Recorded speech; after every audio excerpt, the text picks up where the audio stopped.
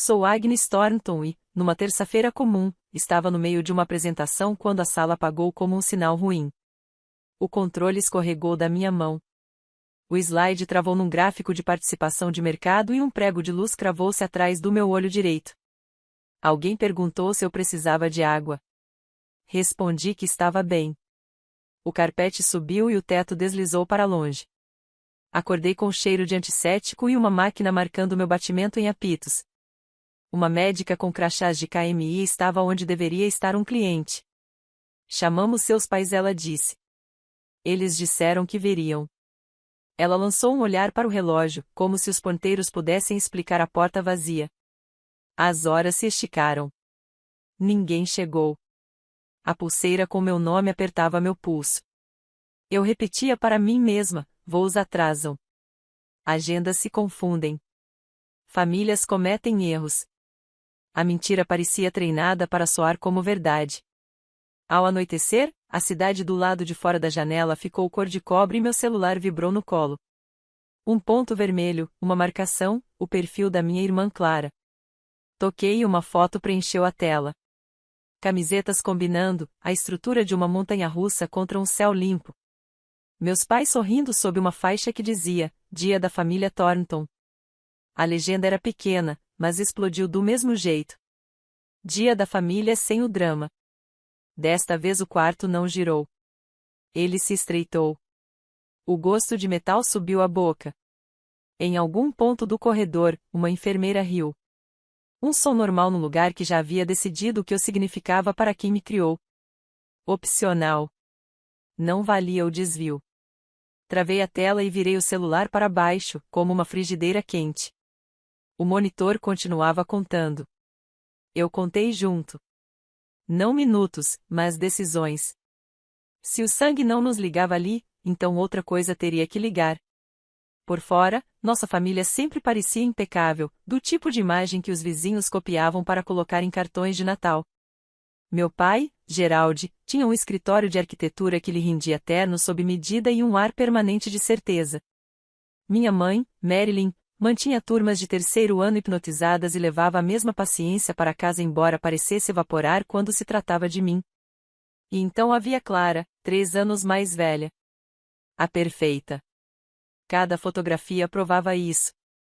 Clara sempre no centro, o cabelo brilhante, o sorriso ensaiado. Meus pais se inclinavam para ela como girassóis em direção ao sol. Eu geralmente ficava à beira, meio na sombra, segurando uma fita que ninguém mencionava ou mostrando um projeto que ninguém tinha pedido. Lembro de uma feira de ciências quando eu tinha 14 anos. Meu vulcão expeliu espuma tingida de vermelho, borbulhando exatamente no tempo certo. Papai deu apenas um aceno antes de se virar para a maquete de sistema solar da Clara, 2 mesas ao lado. Era tão detalhada que poderia estar num museu. Ele chamou colegas, orgulhoso, enquanto eu raspava a espuma do chão. Mais tarde, no carro, ele disse: Por que você não pode se esforçar como sua irmã? Engoli em seco e olhei pela janela. Não era que eu falhasse. Eu estava no quadro de honra, participava do clube de debates, fazia trabalho voluntário nos fins de semana no abrigo. Mas o brilho de Clara sempre me apagava. Quando ela ganhava o primeiro lugar, meu segundo se tornava invisível. Quando ela tirava mais, meu ar era recebido como um encolher de ombros. Até aniversários se curvavam em torno dela. Meu 16º caiu no mesmo fim de semana do baile da irmandade dela. Meus pais viajaram 6 horas para ajudá-la a se arrumar, deixando para mim um bolo de padaria no balcão da cozinha. Ao lado, um post-it dizia: Vamos comemorar na próxima semana. Nunca comemoramos. Quando me formei no ensino médio, já não tinha esperanças. Eles foram com câmeras, sorriram quando meu nome foi chamado, e passaram o jantar depois brindando ao noivado de Clara com Travis, o estudante de medicina de família tradicional. Minha aceitação em uma universidade no Oeste rendeu apenas um comentário. Isso é longe de casa dito com leve desaprovação. Escolhi exatamente pela distância, para poder respirar sem comparações soando nos meus ouvidos. E ainda assim, o fantasma dessas comparações nunca me deixou. Cada ligação em feriados repetia o mesmo refrão: os filhos da Clara, a casa da Clara, as promoções da Clara. Minhas novidades flutuavam como pensamentos tardios. Nessa época, eu já tinha aprendido a regra: na nossa família, o amor não era distribuído de forma igual. Ele era racionado e Clara sempre ficava com a maior parte. Mudar-me para Denver foi como sair debaixo de um toldo que eu nem percebia estar bloqueando o sol. O ar era mais fino, mais cortante, quase me desafiando a respirar fundo.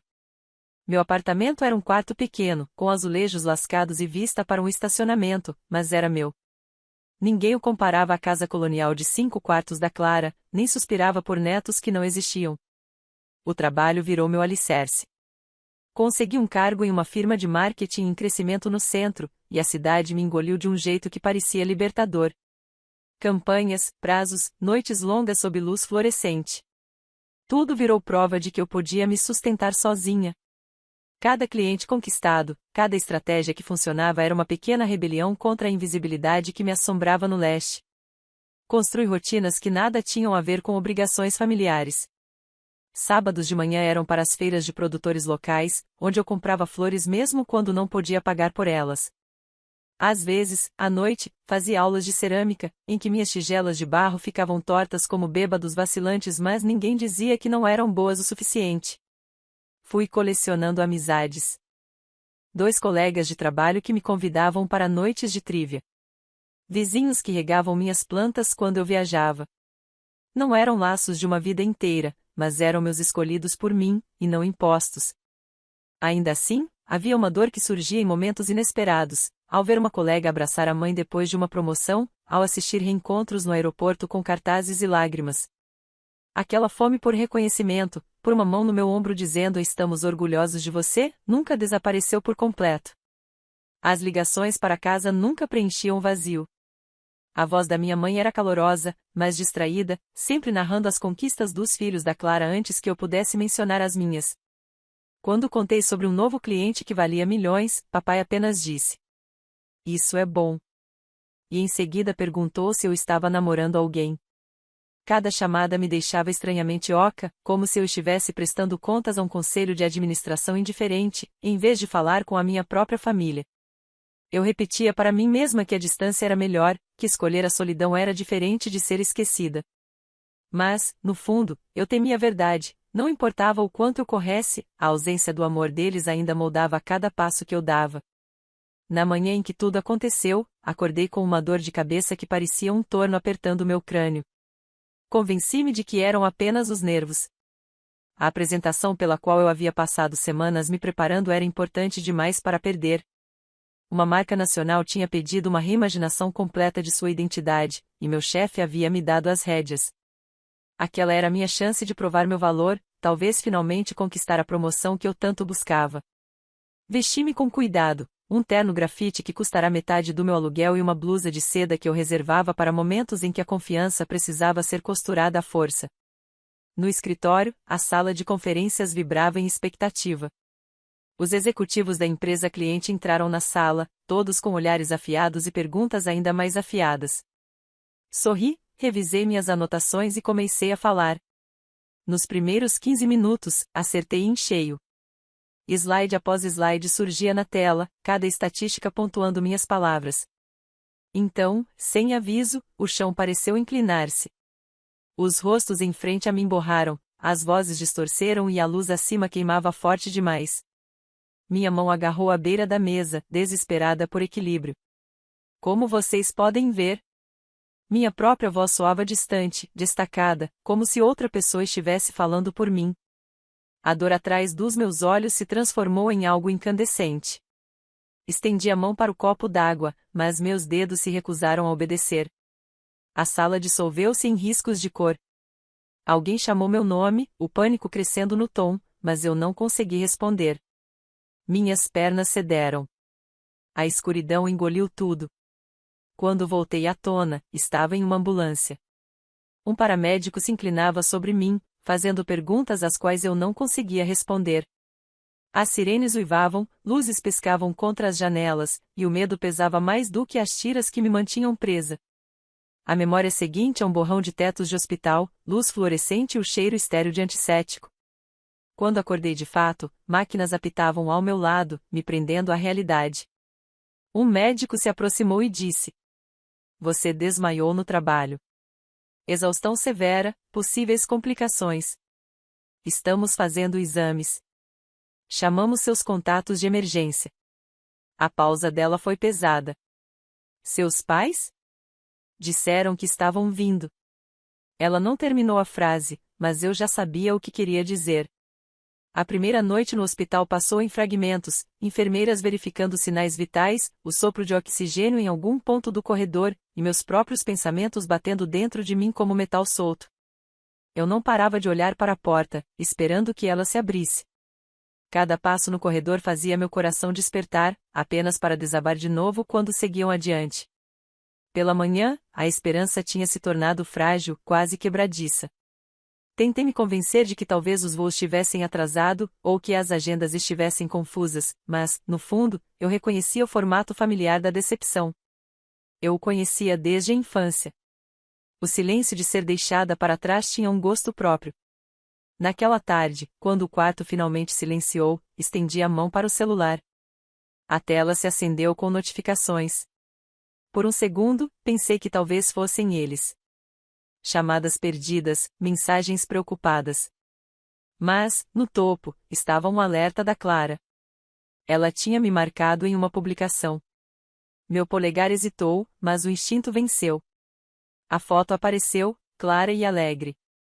Meus pais, Clara, o marido dela e as crianças, todos na entrada de um parque temático, usando camisetas combinando com a estampa Thornton Family Day. Os sorrisos se estendiam largos, os olhos brilhavam com a leveza de um passeio perfeito. E então a legenda, pequeno mas brutal, dia da família sem o drama. Meu peito se esvaziou. Eles não estavam apenas ausentes. Estavam comemorando a minha ausência. Sem o drama só podia significar eu. A filha difícil, a que era melhor deixar fora do retrato. Coloquei o celular virado para baixo, mas as palavras queimavam através do plástico como ácido. A cama de hospital rangeu quando me mexi, tentando respirar apesar do nó na garganta. As lágrimas ameaçaram, mas eu as contive. Chorar não consertaria nada. Naquele momento, a verdade ficou gravada com nitidez dolorosa. Se nem aquilo um desmaio, uma cama de hospital, a ameaça de algo errado dentro do meu crânio era suficiente para que eu importasse, então nada jamais seria. Deitei-me ali, na luz fraca, o coração disparado, pensando em quantos anos eu havia implorado pelo reconhecimento deles. Talvez agora o pedido tivesse acabado. Talvez precisasse acabar. No dia seguinte à marcação, acordei e encontrei alguém sentado na cadeira ao lado da minha cama. Não eram meus pais. Não era Clara. Era Helena, uma redatora júnior que havia entrado na empresa apenas alguns meses antes. Ela levantou os olhos do celular, o rosto se iluminando. Finalmente, você acordou. Trouxe seu carregador e alguns pijamas. Usei a chave reserva que você me deu. Espero que não se importe. Aquela gentileza rachou algo dentro de mim. Eu mal a conhecia além dos intervalos para café. Ainda assim, lá estava ela, com uma bolsa cheia das minhas coisas, permanecendo quando as pessoas que deveriam estar lá nunca vieram. Mais tarde, naquela noite, durante a troca de turno, uma enfermeira chamada Jordan assumiu meus cuidados. Ela era falante, rápida em sorrir, e não parecia incomodada com o fato de eu não ter visitas. Você ficaria surpresa, disse, ajustando meu soro. Mais pacientes do que imagina passam por procedimentos sérios sozinhos. Mas sabe de uma coisa? Aqui dentro, a equipe acaba virando família. A gente cuida de você. As palavras dela se prenderam fundo. Família. Essa palavra sempre significara uma porta batida na minha cara. Ouvi-la assim, oferecida de forma tão simples e sem condições, parecia quase uma língua estrangeira. Os exames confirmaram o que eu temia desde o desmaio, um tumor pressionando meu cérebro. O neurologista explicou que a cirurgia era a melhor opção. As palavras deveriam ter me jogado num redemoinho, mas tudo em que consegui pensar foi em quem estaria sentado na sala de espera quando me levassem. Não seriam meus pais. Não seria Clara. Helena voltou depois do trabalho, jogando-se na cadeira com lanches e fofocas do escritório, seu falatório funcionando como distração para a tempestade dentro de mim. Jordan passava a cada poucas horas, sua presença firme como o facho de um farol. Quase estranhos. E, ainda assim, eram eles que me impediam de afundar. Naquela noite, pela primeira vez, me permiti pensar, talvez família não tivesse nada a ver com sangue. Talvez fosse sobre quem aparecia quando o mundo desmoronava. 3 dias após minha internação, meu celular voltou a acender. Não com um pedido de desculpas, mas com urgência. 17 chamadas não atendidas do meu pai, 22 da minha mãe e quase 30 da Clara. No fim daquela enxurrada, um único texto: seu avô teve um derrame. Ele está pedindo por você. Ligue para nós. Meu peito se apertou. Vovô William, o único, em toda a família, que tinha me visto sem comparações. O que me chamava de minha garota esperta e nunca perguntou por que eu não era mais parecida com Clara. O homem que me mandava cartas escritas à mão na faculdade só para dizer que tinha orgulho de mim. Ele estava pedindo por mim agora. E eu estava deitada em uma cama de hospital, me recuperando de exames que tinham revelado um tumor dentro do meu crânio. Apertei o botão de chamada. Quando Jordan entrou, mostrei a tela. Eles me ignoraram por dias, disse, a voz quebradiça. Agora precisam de mim. Ela estudou meu rosto e então se sentou delicadamente na beira da cama. A questão não é o que eles querem, é o que você quer. Mais tarde, quando finalmente disquei o número do meu pai, ele atendeu no primeiro toque. Agnes, onde você esteve? Estamos ligando há dias. Sem um oi, sem preocupação, apenas acusação. Estive no hospital, respondi, com firmeza. Desmaiei no trabalho. Descobriram um tumor. Fiz uma cirurgia. O silêncio se estendeu por tanto tempo que achei que a ligação tivesse caído. Então, um gaguejo. Por que você não nos contou? O hospital contou, retruquei. Vocês escolheram montanhas russas em vez de mim? Outro silêncio, mais pesado desta vez. Finalmente, a voz dele se quebrou. Não achamos que fosse sério. Deixei as palavras pairarem no ar. A verdade era clara, o que era sério para eles nunca tinha sido eu. Ainda assim, disse. Quero ver o vovô. Podem organizar uma chamada de vídeo? Houve uma pausa, depois uma resposta cansada. Sim, vamos arranjar. Desliguei com a mão trêmula, mas a decisão firme. Se eles queriam fingir agora, tudo bem. Mas, desta vez, eu falaria a minha verdade. A chamada veio naquela noite. Meu pai se atrapalhou com um ângulo. Minha mãe pairava ao fundo. Clara se inclinava perto demais, como se tentasse controlar o enquadramento. Mas tudo que eu via era o vovô William, apoiado em uma cama de hospital, mais magro do que eu lembrava. A voz arrastada, mas firme, quando disse: Aí está você, minha garota esperta.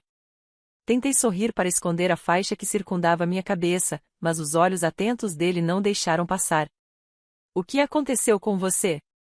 Só uma pequena cirurgia, sussurrei. Mas ele não acreditou. Tumor, disse sem rodeios. Eles me contaram. E você passou por isso sozinha? As palavras me quebraram por dentro. As lágrimas escorreram antes que eu pudesse contê-las. Sim, vovô. Sozinha. Ele balançou a cabeça, fraco, e então voltou a olhar para os outros. E por que isso? O silêncio deles falava mais alto do que qualquer desculpa. Clara foi a primeira a se mexer. Não sabíamos que era tão sério. Cortei sua fala, minha voz mais afiada do que eu pretendia. O hospital ligou. Isso já deveria ter bastado. Mas, mesmo assim, vocês foram para um parque temático e ainda me marcaram com sem o drama. Vocês têm alguma ideia do que isso significou para mim? Minha voz cortou o ar. O rosto de Clara empalideceu. Minha mãe ofegou, cobrindo a boca. Meu pai pigarreou, procurando palavras. Mas o vovô não deixou. Por anos vi esta família dar tudo para Clara, enquanto a Agnes permanecia invisível. Fiquei calado porque achei que não era meu lugar. Mas estou morrendo, então vou dizer agora, vocês falharam com ela. Não uma vez, mas repetidamente. O peso das palavras dele preencheu a tela. Meu pai tentou protestar, mas o vovô silenciou com um olhar que nem a doença conseguiu apagar. Falei através do aperto na garganta. Eu não preciso de desculpas. Preciso de mudança. Preciso importar, mesmo quando é inconveniente. Pela primeira vez, eles pareceram abalados.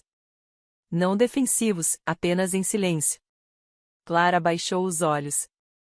As bochechas da minha mãe brilhavam de lágrimas. Meu pai parecia, de repente, pequeno. A mão do vovô tremia enquanto ele estendia os dedos em direção à câmera.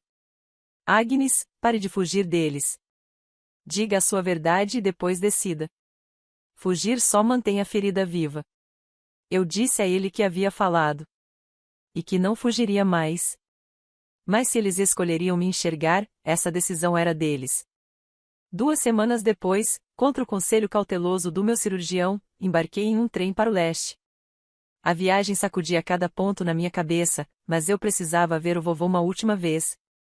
Quando entrei de mansinho no quarto do hospital, ele sorriu de leve, os olhos brilhando apesar do peso do derrame. Você veio, sussurrou. É claro que vim, respondi, apertando sua mão.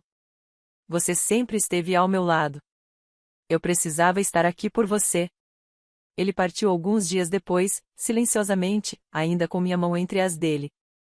A dor do luto foi aguda, mas também limpa. Nas suas últimas semanas, ele me deu clareza. Clareza sobre quem realmente me valorizou desde o início e quem nunca de fato valorizou. O chalé à beira do lago ficou para mim em seu testamento. Aquele lugar das férias de infância tornou-se meu refúgio de recuperação. Cada pôr do sol sobre a água era um bálsamo. Cada canto de mergulhão ecoando pela superfície era um lembrete de que eu não estava invisível. Meus pais e Clara se aproximaram. Visitas desajeitadas, ligações hesitantes, tentativas desastradas de reconciliação. Eu não bati a porta, mas também não me dobrei mais para caber no formato deles. Às vezes, eles tentavam. Às vezes, escorregavam de volta nos velhos padrões. De qualquer forma, eu já não media minha vida pela aprovação deles. O que importava eram as pessoas que tinham aparecido. Helena, trazendo risadas e caçarolas para o chalé. A enfermeira Jordan, mandando mensagens para saber de mim como se fosse família. O grupo de apoio do hospital, que se transformou em amigos para a vida toda. Eles não tinham laços de sangue comigo. Ainda assim, me sustentaram quando aqueles que tinham esses laços viraram as costas. Quase todas as noites agora, fico no cais olhando o céu se dissolver em dourado sobre a água. E sei disto, família nem sempre é quem te cria. Às vezes é quem te carrega quando você desmorona. Quem senta ao lado da sua cama quando o medo sufoca. Quem prova que você vale a pena. Essa é a família que eu escolho.